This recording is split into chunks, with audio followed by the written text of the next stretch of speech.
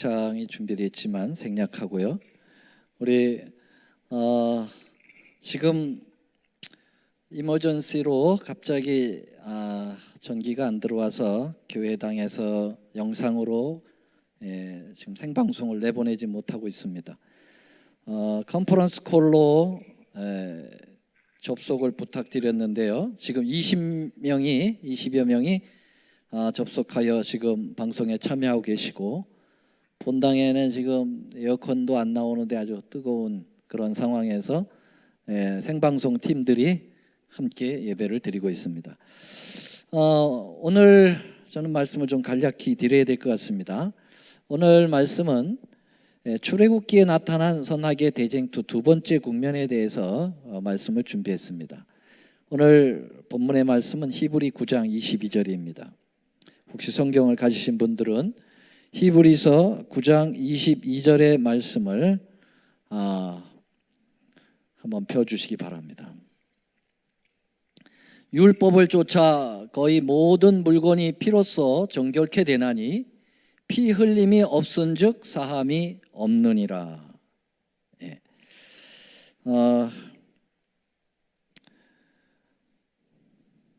죄송합니다. 혹시 뮤트가 안 되셔서 잡음이 들어오시는 분들 제가 차단을 좀 드리기로 하는데요. 여러분들이 스스로 조심해 주시면 고맙겠습니다. 자, 출애굽을 위한 지난 시간부터 출애굽기의 선악의 대쟁투사를 시작을 했는데요. 출애굽기를 위한 인물 모세가 선택될 때 하나님과 사단의 아주 치열한 공방전이 벌어진 그러한 선악의 대쟁투사를 지난 시간에 살펴보았습니다. 오늘도 이 죄악의 세상에 애굽을 탈출하는 사건을 놓고 이 선과 악의 싸움이 또다시 시작이 되는데요. 이 출애굽이라는 사건을 놓고 선을 인도하시는 하나님과 그리고 악의 지배자인 사단의 생각은 전혀 달랐습니다.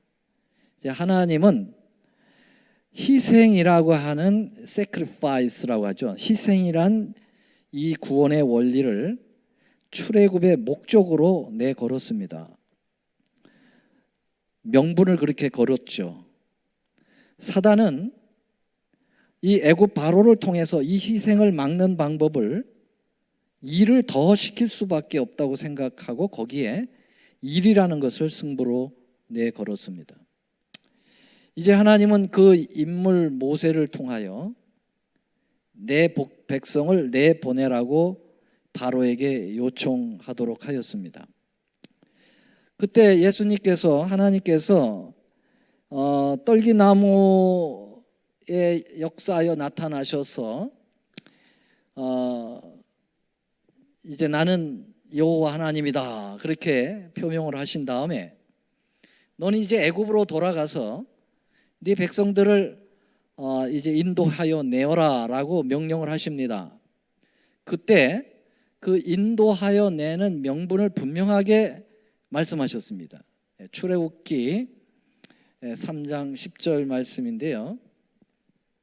거기에 18절 말씀입니다. 거기에 이렇게 말씀했습니다. 그들이 내 말을 들으리니 너는 그들의 장로들과 함께 애굽 왕에게 이르기를 히브리 사람의 하나님 여호와께서 우리에게 임하셨은즉 우리가 우리 하나님 여호와께 희생을 드리려 하오니 사흘길쯤 광야로 가기를 허락하소서. 그렇게 말하라. 그렇게 주문을 하셨죠. 모세는 하나님의 명령을 잊지 아니하고 이제 바로에게 애굽으로 돌아가서 그의 형 아론과 함께 애굽의 왕 바로 앞에 서죠. 그리고 그는 거두절미하고 단도직입적으로 바로에게 하나님의 뜻을 전합니다. 그 하나님의 뜻을 전하는 장면이 출애굽기 5장 3절에 나옵니다. 출애굽기 5장 3절을 읽어보면 이렇습니다. 그들이 가로되, 이 그들이라는 말은 아론과 모세죠. 히브리인의 하나님이 우리에게 나타나셨으니 우리가 사흘길쯤 광야에 가서 우리 하나님 여호와께 희생을 드리려 하오니 가기를 허락하소서. 여호와께서 온역이나 칼로 우리를 치실까 두려워하나이다. 그러니까 떨기나무 불꽃 속에서 여호와 하나님께서 모세에게 일러 부탁한 그 말을 그대로 가서 바로에게 모세가 한 글자도 빠뜨리지 않고 그대로 이야기합니다. 우리 내 백성들 나가야 합니다. 이렇게 노예 생활을 하고 있을 때가 아닙니다. 나가는 이유가 분명합니다. 그것은 우리 여호와께 희생을 드려야 하기 때문입니다. 그렇게 이야기했습니다. 그럼 희생이라는 말이 뭔데 도대체 이렇게 희생하는가? 네, 이 희생은 오늘 화면이 준비됐으면 이 희생하다 할 때 희자를 좀 보여드리고 싶은데요. 이 한문하고 상당히 관계가 있어요. 이 희자는 소우변에 양자가 위에 있고 그 다음에 빼어날 수에다가 창과자가 있는 종합되어 있는 자가 이제 희자거든요. 희생할 때 희자입니다. 그러면 이 한문을 풀이해 보면 소나 양 중에서 아주 빼어나게 흠도 점도 없는 제물을 선택해서 창으로 찔러 피를 내서 제사를 드리라 라는 말이 희생 희자입니다. 어쩌면 한문이 이렇게 성경의 희생을 정확하게 표현하고 있는지 모르겠어요. 참 재밌죠. 자, 그래서 희생을 드리기 위하여 내 백성이 나가야 된다는 말은 하나님께 제사를 드리러 가야 된다 이 말입니다. 자, 여기에 이제 바로는 그 말을 듣고 아주 상당한 격한 반응을 일으킵니다. 여호와가 누구 간대 그 말이에요. 다시 말하면 네 하나님이 누구냐 도대체. 지금 노예로 대단한 이 애굽의 재산인데 이 재산을 내가 하루아침에 내보내야 된단 말이냐. 도대체 희생이란 소리가 무슨 소리냐. 그 소리 그만하고 이렇게 하라 하고 이제 희생에 반대되는 말을 합니다. 그게 뭐냐? 출애굽기 5장 4절 5절입니다. 출애굽기 5장 3절에서 희생 드리러 나가야 됩니다 라고 요청했을 때 출애굽기 5장 4절 5절에서 이렇게 바로는 반응합니다. 애굽 왕이 그들에게 이르되 모세와 아론아 너희가 어찌하여 백성으로 역사를 쉬게 하느냐 그랬어요. 가서 너희의 역사나 하라 그랬습니다. 또 가로되 이제 나라에 이 백성이 많거늘 너희가 그들로 역사를 쉬게 하는도다. 이 4절 5절 두 성경절에 역사라는 말을 3번이나 말하고 있거든요. 역사라는 말은 히스토리라고 하는 그런 역사가 아니고 사역할 때 역자에다가 일사자예요. 그러니까 열심히 일하라는 말이에요. 희생은 무슨 희생? 너희들 노예로서 하던 일들 더 열심히 해. 일하라는 거죠. 하나님은 희생 제사를 요청했고 바로는 일을 요청했습니다.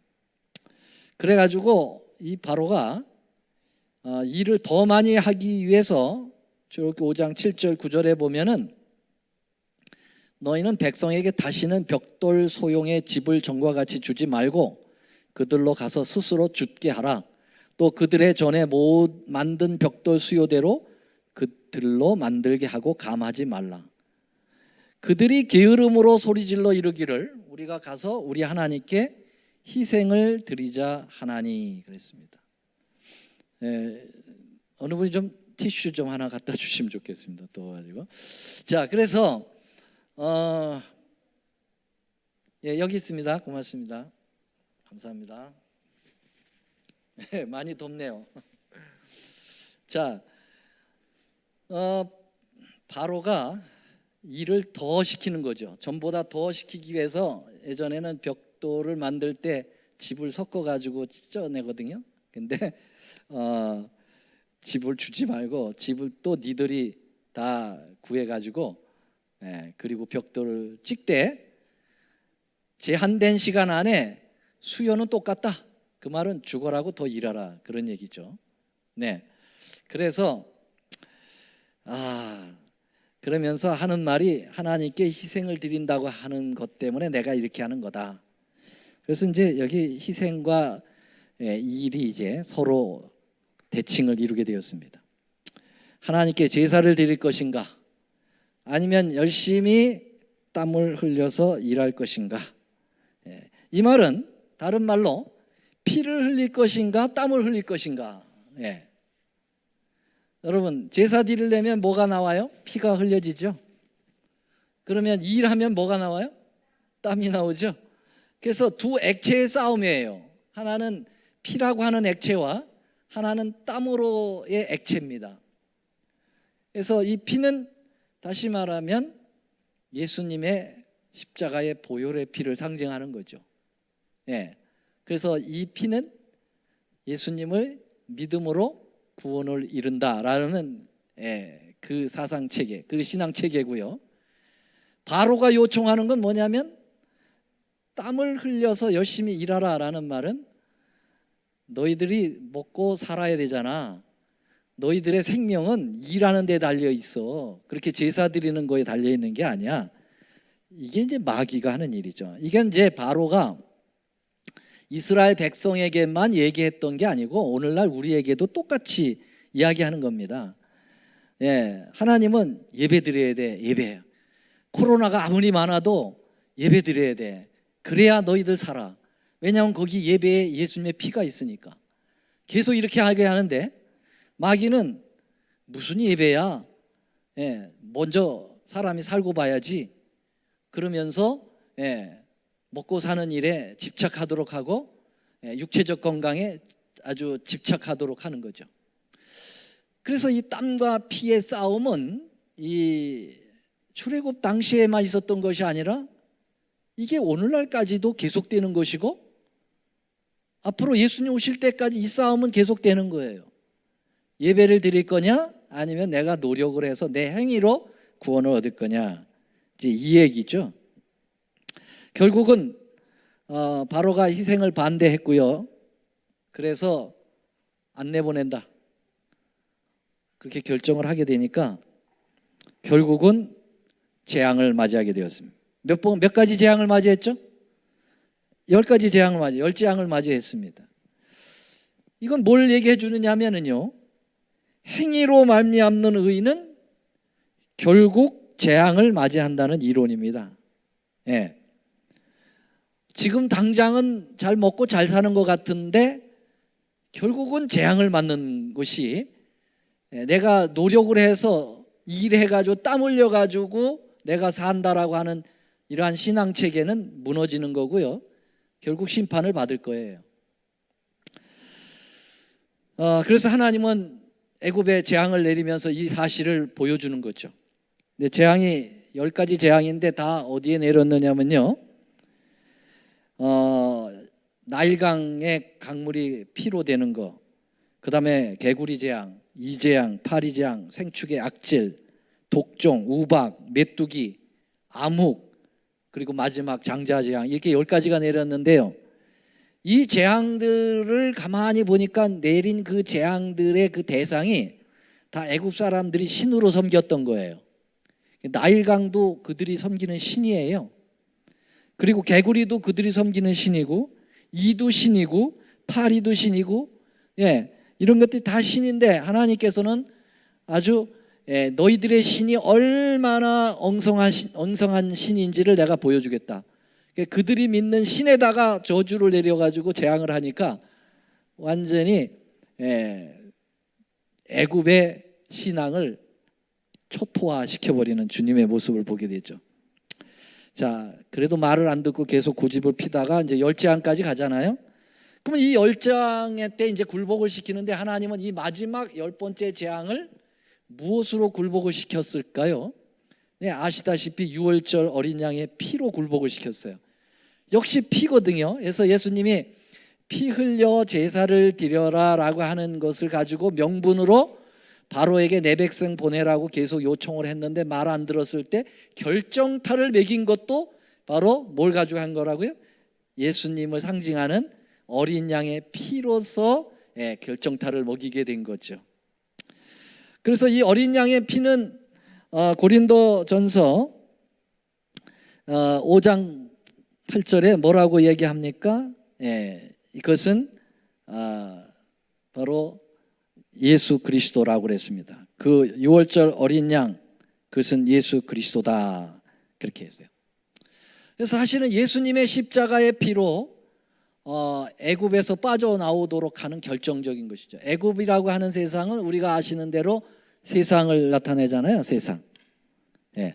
그 세상을 나타내는데 이 죄악의 세상에서 빠져나올 수 있는 결정적인 게 뭐냐? 그게 이렇게 결정적인 게 바로 십자가의 피죠. 그래서 우리는 십자가의 피로서 이 세상을 빠져나가 하늘 가나안으로 발을 디딜 수가 있게 되는 것이죠. 자, 그런데요, 바로는 이 열장을 맞으면서 아주 발악을 합니다. 그는 뭐 자기의 재산인 노예가 다 빠져나가는 것에 대한 것이겠지만은 영적인 시스템으로 이렇게 보면은요, 사실은 마귀가 희생 못 드리게 하기 위하여 발악을 하는 모습을 보게 되는데요. 처음에는 재앙이 너무 무서우니까 뭐라고 얘기를 하냐면은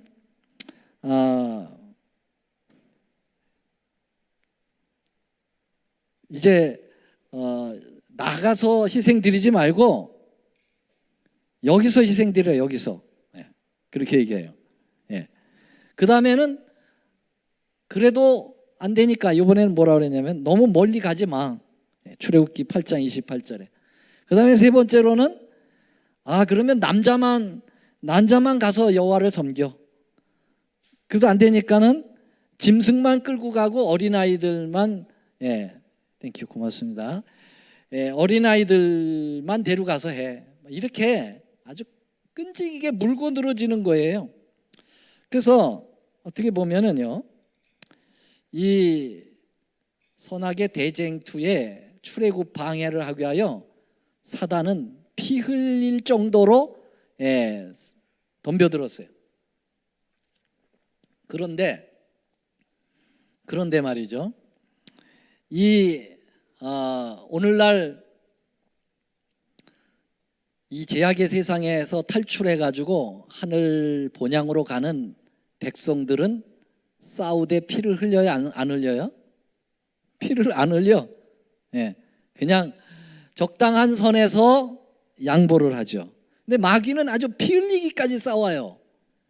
희생은 못 드리게 하면서 그 피는 흘리지 말지만 자기의 목적을 위해서 아주 대단한 희생을 치르면서 싸워요. 근데 우리는 희생을 안 하려고 한다는 것이죠. 그래서 히브리서에 보면은 뭐라고 나와 있느냐면은 너희가 싸우되 피 흘리기까지는 하지 않는다라고, 히브리 12장 4절에 너희가 죄와 싸우되 아직 피 흘리기까지는 싸우지 않는구나, 그렇게 이야기하고 있어요. 여러분, 이 출애굽을 하느냐 못 하느냐, 우리가 이 세상을 박차고 하늘로 가느냐 못 가느냐는 피를 흘려서 제사를 드릴 뿐만 아니라 그만큼 내 자신을 희생할 정도까지, 내가 피를 흘릴 정도까지 그렇게 결심을 하고 나아가야 된다고 하는 사실을 우리에게 보여주고 있습니다. 자, 그래서 오늘 말씀을 이제 줄이면서 가장 중요한 것은 십자가의 피를 의지하는 거죠.